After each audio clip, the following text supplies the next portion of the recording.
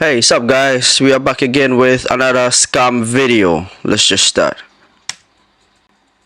You've probably heard by now. My god! Oh my god! Way. My god! This group of teenagers just stole $240 million in Bitcoin. Do you know how much money that is? Quarter, Holy quarter of a bill.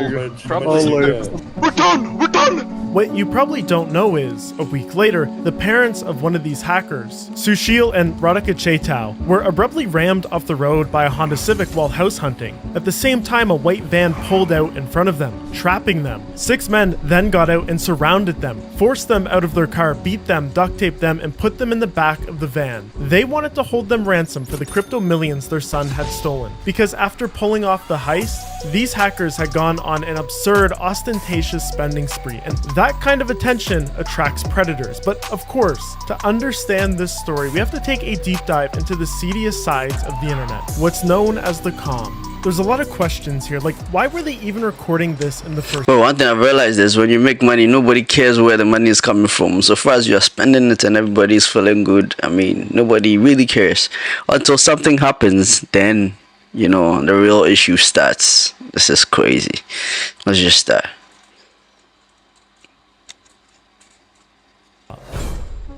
What you're seeing now is clips of Malone Lamb, the one who initially took the fall for this case because he was the most public about his spending playing Minecraft. There's nothing obvious here that will make you think this is a gateway to online fraud, but if you're a fan of my channel, you understand how real the Minecraft to SimSwapper pipeline is. And it's on this Minecraft server, Cosmic PvP, that Malone, then playing under the handle Greavies, would meet 2 avid players who would later steal $250 million with. The first was John DL Serrano, who was then playing under the handle I Am Box Tops. The second was Veer Chaitau, who went by Wiz. If you search these names on Google, in quotes, you can find a good amount about their history in these early days. John DL was apparently running a Discord server where people could buy and sell Minecraft accounts. Some with rare names or Minecon capes could even fetch thousands of dollars. It's the first sign they were getting into this sketchy side of Minecraft where accounts are hacked and stolen and then traded for real money. This is important on these PvP servers. People often use cheat clients to get an advantage, and so their accounts get banned, they need new ones, and stolen Minecraft accounts can cost as cheap as $1 versus spending 30 with Mojang. And we know Malone was using these clients because people were posting videos trying to expose him for it. He was also making a little money by scamming people in-game. The other thing is, these hacking clients always seem to have communities around them involved in other sorts of online abuse, and it's clear that this group had gone full into it because they had no problem doxing the admins of these servers. We're talking releasing their social security numbers and addresses when they got into an argument with them. And in one case, Malone even sent emergency services to one of their homes. If you've been around sketchy kids online, there's many that will dabble in these cheat clients and buying hacked accounts, getting rare usernames, posting someone's docs after an argument even, but it's kind of rare to encounter someone unhinged enough to actually call emergency services and swat people. Even sending a pizza is pushing it. I think that even for the teens involved in this stuff, they realize there's real world consequences to that it's taking it too far, but Malone didn't seem to have that switch set to on in his head, and that's a trend I notice with at least hackers that get caught. But I'm getting a little ahead of myself because the first trend is what happens at the end of their Minecraft journey. Maybe it's from browsing too many Telegram channels for too long, but they realize instead of using these skills to hack Minecraft accounts, they can be used to hack large crypto holders. The Minecraft scams stopped being enough. By late 2023, Malone and John DL are building what the FBI would eventually dub the social engineering enterprise. They're toying with small crypto scams, making a small amount of money. So come October 2023, Malone leaves Singapore and flies to the US on a 90-day tourism visa with no intention of returning home. He moved into a rental house in Texas with John DL and a guy named Connor Flansburgh. This will become their first office of sorts. In collaboration with others online like Veer, they start forming this massive network capable of pulling all the pieces together needed to steal millions of dollars in crypto. See, within the comm, there's folks that specialize in certain areas. Data guys, people with access to leaked databases containing private information on high net worth crypto holders, and the talent to shift through those dumps to find whales worth targeting. Then, unique callers, kids like Veer and Jondiel, pretending to be support agents at companies like Google, Yahoo, Gemini, like whatever logo they needed that day to social engineer victims. This was also one of the riskiest roles. Finally, there's organizers, people like Malone and Connor that stitch the entire attack timeline together, setting up phishing pages and waiting to instantly drain the crypto accounts of victims in real time when the callers get them access. There's of course other hands in the pot too, like people that can turn all the stolen crypto into US dollars and hopefully mix it along the way to make its source untraceable. And they even had a burglar on standby to break into a victim's home if their social engineering Oh no, attack this failed. is real crime. This is serious. In this group, and together they were about to start making millions. Speaking of millions, that's still a drop in the bucket compared to how many private records Flare.io, the sponsor of this video, is tracking. To pull off attacks like this, threat actors need stolen data, credentials, stealer logs, private databases, the exact kind of stuff traded on hacking forums, shady Telegram channels, and dark web markets. If you're responsible for security at your company, your employee logins, sessions, or API keys could already be in those same places. It only takes attackers, on average, 48 minutes to compromise a system from an exposed identity. That's 37 hours faster than most teams spot a leak. That gap between leaked and acted on is exactly where Flare lives. Flare is a threat exposure management platform that tracks what threat actors are sharing across 50,000 Telegram channels and hundreds of dark web markets to collect a mountain of leaked data. They already have ingested over 25 billion leaked credentials and 100 million stealer logs. That's the biggest InfoStealer set in the industry. And they show you, in plain text, the same underground data your attackers are using with near real-time detection of leaked credentials and active sessions. Plus, they kill off false positives with Entra ID validation so your team isn't wasting time, and automated workflows to reset, revoke, or lock down access before it can be abused. This isn't your email was in a breach, good luck kind of tool. This is enterprise software that ties identity, data, and infrastructure exposure together and turns them into a prioritized response your team can actually keep up with. So if you're responsible for this sort of stuff at your company, go find out now if your sensitive data is already out there by trying Flare for free at try.flare.io/crumb. They're going to show you exactly what attackers see. Thank you, Flare. Still a million chapter It's not well 3, documented okay. how much they were making from early thefts, but we know by the end of 2023, the training wheels were off because Malone, Jondiel, and Connor moved from Texas to LA and rented a 6-bedroom, 11,000 square foot home on Clear Valley Drive. This is such a bizarre street to look at on Google Maps because every single house is blurred out. I think they likely put these requests in with Google for security. Maybe they didn't want like armed robbers being able to scope out where they were living. But anyways, this became their new base of operations, and from here, the first documented attacks start happening. In mid-March 2024, Malone and Veer social engineered a victim out of $600,000. In May, they got another whale, pulled roughly $2.9 million. Almost 3 million. From the end of June, they hit another victim for $870,000. All of this while Malone technically isn't supposed to be in the country. He had no permanent residence or work permit. If the police stopped him on the street, it would be game over, especially because they weren't being quiet with the money. Already they were trying to book private jets and rent exotic cars. And to up the ante, when they targeted another victim, Malone managed to access their Apple iCloud account and monitor their location in real time.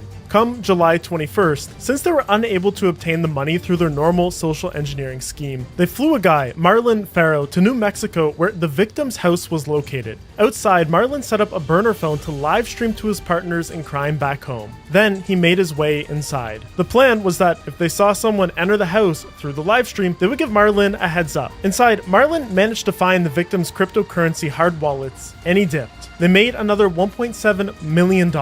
Wow. Physical attack.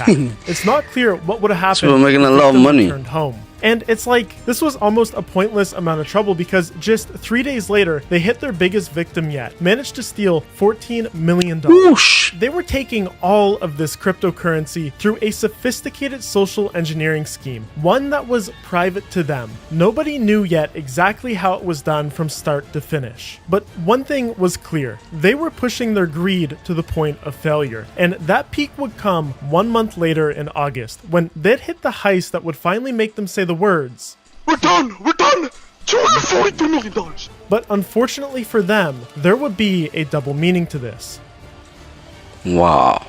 That's a The lot Enterprise of goes money. after a man in Washington, D.C. From data dumps, they've determined that he's a high net worth early crypto investor. Step one in their scheme is fear, because fear makes people do irrational things. They start with what's known as a multi-factor authentication fatigue attack. They've already found his login credentials to his email, likely from data dumps. So they start hammering the login page, spoofing their location to be from places like Russia and North Korea. This causes the victim to get a flood of security alerts on their phone. If you've ever gotten one of those pop-ups saying, "Was this you?" you might know that feeling in your stomach, thinking that someone is trying to hack you. This is where the caller steps in, likely Veer. Using a spoof number, he calls pretending to be from Google support. He tells the victim that his account is actively under attack, walks him through carefully planned fake verification steps that convince him to read out loud the secret recovery codes to his Google account. While keeping the victim talking, he's pasting those codes into Telegram for Malone and others to use them to get access to this guy's email. Once inside, they know they possibly only have minutes before the victim catches on and starts trying to shut down their access. So they tear through the inbox, the Google Drive, docs, sheets, everything that is uploaded to a Google account, looking for anything crypto related. Sophisticated threat actors have scripts made to do this automatically in seconds. You would be surprised how often people store sensitive information in their emails and cloud drives like this. But the other aspect is, if you have access to someone's primary email account, you can just go on the different websites that they're signed up on and usually reset the password and then confirm a code that comes by email to get into it. The first thing they spot is an atomic wallet, but it's basically empty.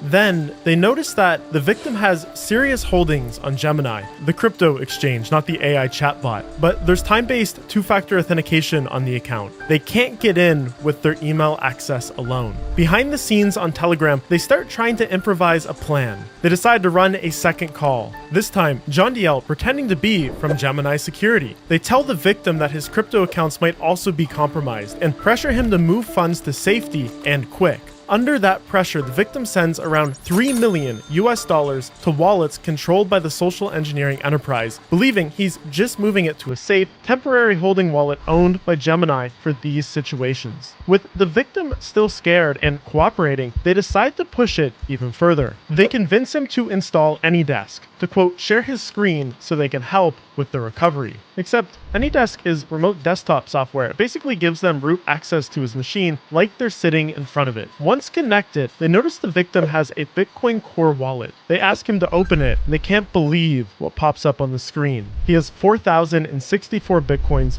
worth $240 million. They can't mess this up. They start instructing the victim to go through steps to restore and back up his Bitcoin Core wallet. They're freaking out in Telegram when he does. Then they instruct him to upload the backed up wallet files to OneDrive for, quote, safekeeping. Little does the victim know that the enterprise already has access to his OneDrive account through his hacked email. When those files hit the cloud, Malone instantly downloads them, fires them into his own instance of Bitcoin Core. Then, in 3 huge transactions, he sends all of the coins from the victim's wallet to one they control. And here's that exact moment. It's on the We board, did it! bro. Oh my god! Fucking what? God! Oh my god! No fucking way. $242 million! Bro, I'm gonna spaz out! Yo! We're done! We're done! I'm spazzing out! You know how much money, brothers! Holy shit! Split 3 days or is it 4 days? Whoa! That's probably pretty funny. Oh, that's a lot of money, man. I'm gonna lose my shit! Yo! How do I, hold on. But little did they know, this call was being recorded. Ah, damn. A little while to come out. For now, they were planning a spending spree like none other. But first, they had to tumble these bitcoins so they couldn't be traced back to the hack when they cashed them out.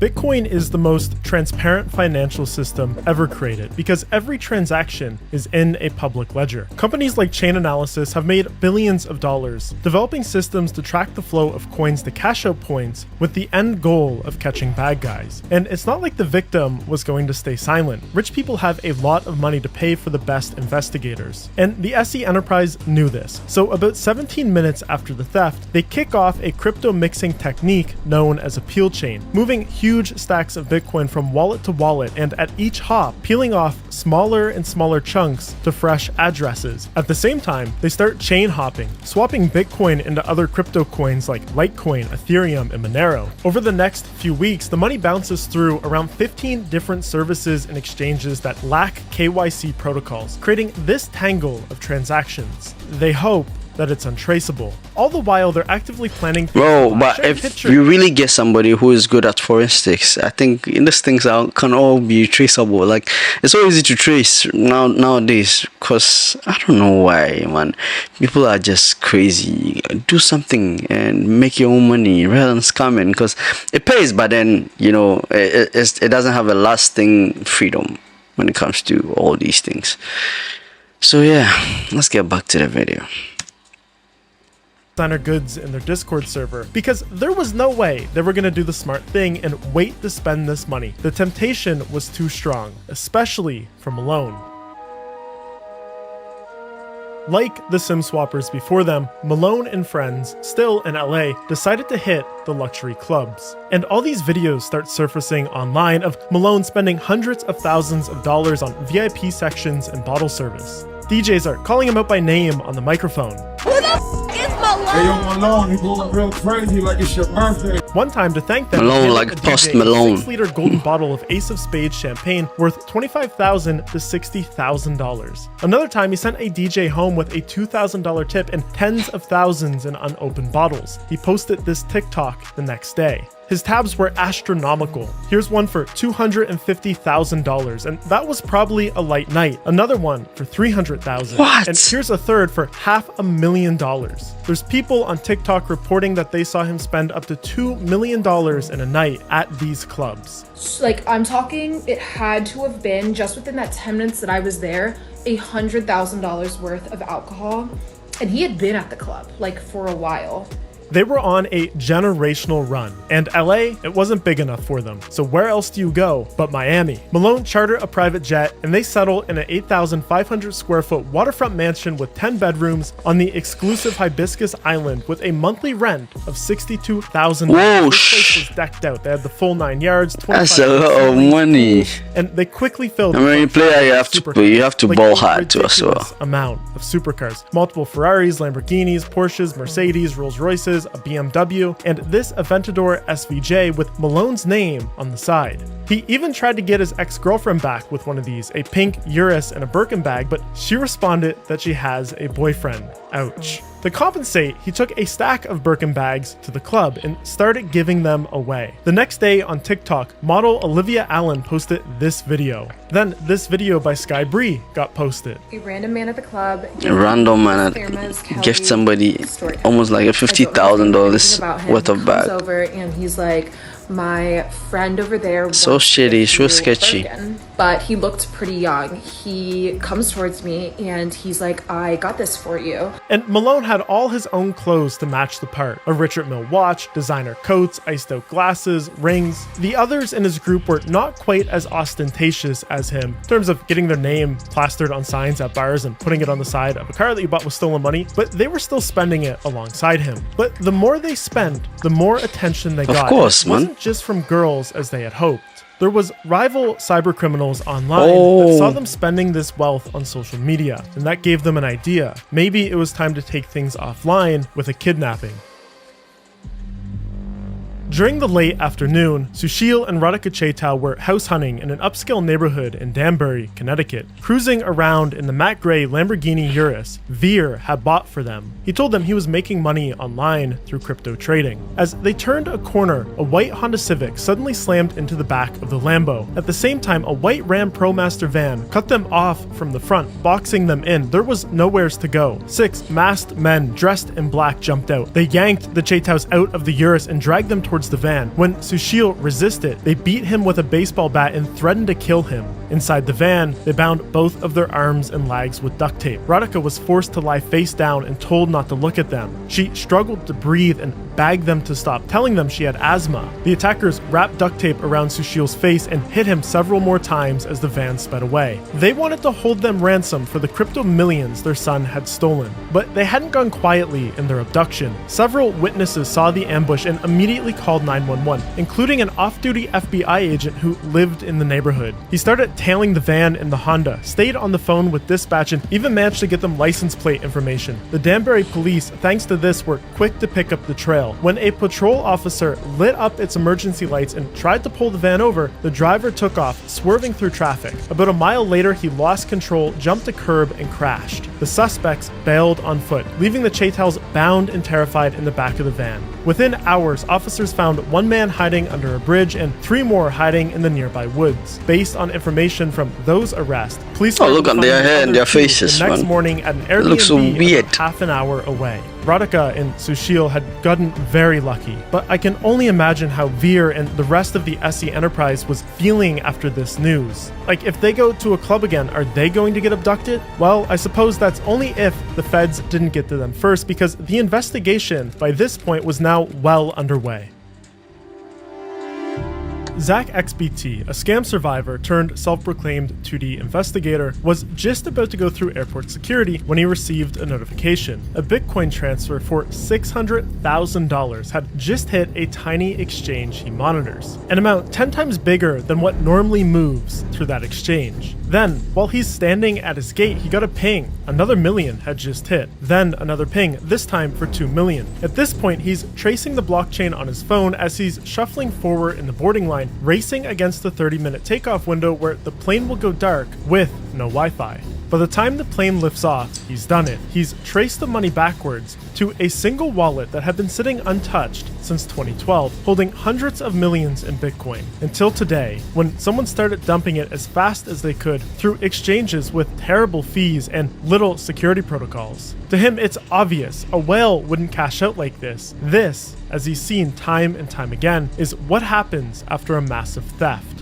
Once the plane hits 10,000 feet and the Wi-Fi kicks on, Zach keeps going. For hours, he watches the funds split and branch across more than a dozen mixers, exchanges, and swap services as the thieves desperately try to hide their trail. Then, Zach traces the flow backwards to where the coins originated from. He finds a connection with the now collapsed Genesis exchange. He DMs the old administrators on Twitter, asking them to connect him to whoever lost this fortune. Eventually, the victim hires him outright to help track the money. By the time Zach lands, he's mapped the theft back to 3 likely culprits. He posts about the theft to his 650,000 followers, and soon after he gets a DM from someone claiming they know exactly who these thieves are. Over the next week, Zach barely sleeps. 4 or 5 hours a night, he's feeding updates to law enforcement, building diagrams, and matching spending sprees to post on social media. Zach even gets his hands on a 90-minute screen recording of the group during the heist from an informant on Twitter, leaked because one of them had reshared their screen with friends in another call, and someone in that call recorded it. Zach said in reviewing the full 90 minutes, they casually called each other by their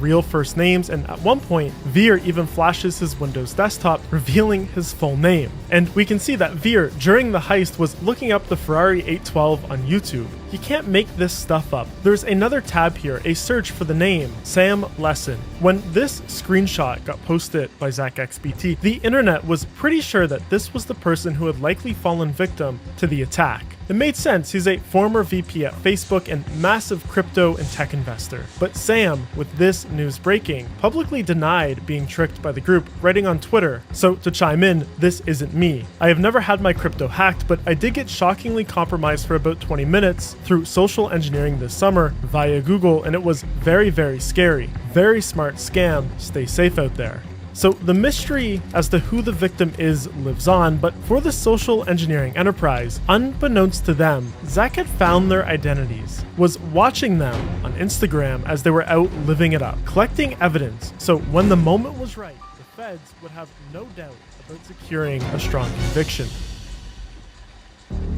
The police were parked outside of LAX. They had discovered that John Diel had gone on a vacation to the Maldives with his girlfriend. They didn't want to arrest any other members of the group before he was back for risk of alerting him and losing him. Before going through customs back into the US, John Diel had wiped all apps from his phone just in case they would send him through secondary screening. When he made it through without a hiccup, it was a relief. Till 2 FBI agents promptly stopped and arrested him, handcuffed him on the spot. They also briefly interrogated his girlfriend. She denied having any knowledge of John Diel's involvement in the heist. The FBI agents told her that the only way she could make this worse was to warn her boyfriend's partners in crime. She promised them that she wouldn't, and since they didn't have any legal grounds to keep her, they let her go. To quote the FBI's memo, immediately after leaving the interview, John Diel's girlfriend promptly called his criminal associates, tipped them off to his arrest, and these associates in turn deleted their Telegram accounts and all incriminating evidence included in the saved chats. I can't believe it, you can't make this stuff up. So the group was in a frantic mess. Malone went out back of his Miami home, he dumped his phone in the bay, and the pressure was on to arrest them before more evidence could be destroyed, or worse, they flee the country. It was sooner than planned, but the Miami police immediately organized a raid on Malone's home. Later that day, these videos would circulate on social media of Malone being arrested. Exactly a month after they had stolen $240 million in Bitcoin, 2 of them had been busted. John Diel agreed to speak to the law without an attorney. At first, he denied anything about the crime, but later he would admit his involvement. Told them he bought 3 cars worth around $1 million, a watch for $500,000 more, and the 21-year-old even gave them access to accounts on his phone that held more than $20 million worth of stolen crypto. For Malone, the feds started seizing all his assets, the luxury cars, the watches, jewelry, clothing, but he wasn't going down without a fight. They were going to need to beat him in court, and Malone had a plan,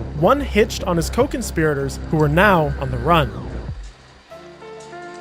You think the rest would lay low for a while, but they didn't. In fact, they were trying to help get Malone out. According to the FBI, co-conspirator Connor Flansburgh started selling high-end cars to raise money for Malone's lawyers. When word of this reached Malone in jail, he was not impressed. On a recorded call, he said, quote, "Why is he selling M3s? Tell Connor to not give back those cars. It's effing $200K. I wiped that with my... I don't want that. I want my people to have their... If he wants me out, tell him to get his money to the lawyers, not by selling cars."